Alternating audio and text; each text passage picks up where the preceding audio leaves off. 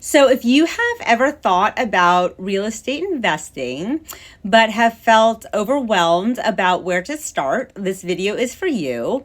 I am thinking about turning this into a series because I've had a few people reach out to me with questions about this. So I'm excited to kind of turn this into a series because there's just so much to cover. So this is like part 101.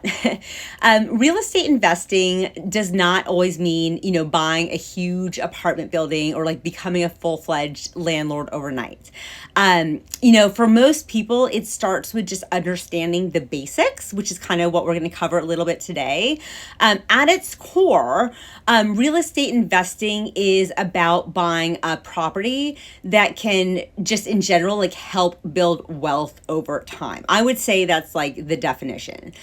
So that could mean,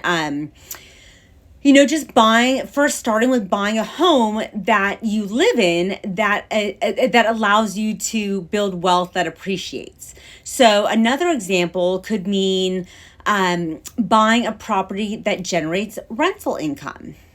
It could also mean house hacking, which is a new term that's kind of become really trendy. You might have heard of it, but that is where you live in part of the property and rent out another part. For example, like a home that has an ADU or a duplex, for example. Or it could mean, sorry, I have like something in my tooth. Or it could mean buying a property now with a long-term goal of turning that property into an investment later. Like, let's say you start with buying that home and then later you buy another home and then rent that first home out. The biggest thing to understand is that investing is not just about the purchase price, and it's also not one size fits all. So it's always good, you always want to talk with a realtor because they can help. You also want to look at things like the rental payment, the rental potential, the maintenance costs, the taxes, the insurance, the location, the long-term appreciation, and your personal risk tolerance. Those are a few things that you want to take into consideration. A property, for example, can look like a good deal on paper, but if the numbers just don't work out, it may not actually be a good investment. And again, a realtor can really help you kind of sort through some of this information. So before you jump in, here are 3 tangible questions that you can ask. What is your goal? What are you trying to accomplish? How much can you comfortably afford? Again, I talk about often, if you watch my videos, the actual amount that you're approved for versus the amount, your comfortability level. And what are your goals? Like, are you going for cash flow or are you going for appreciation? This is why, real estate investing is not one size fits all.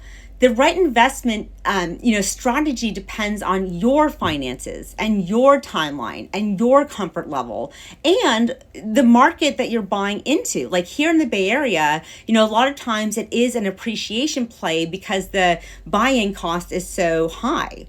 So in this series, I plan on breaking down the basics of real estate investing in a way that actually feels approachable, from the concepts of like cash flow to appreciation to the concept of house hacking and what actually makes a property a smart investment. So that was my little introduction, Investment 101. Hope that was interesting and helpful. I'm Yannicka Shakow with Coldwell Banker Realty. And if you've been thinking about buying or selling or investing, or if you have any questions at all about today's market, feel free to reach out anytime. Bye for now.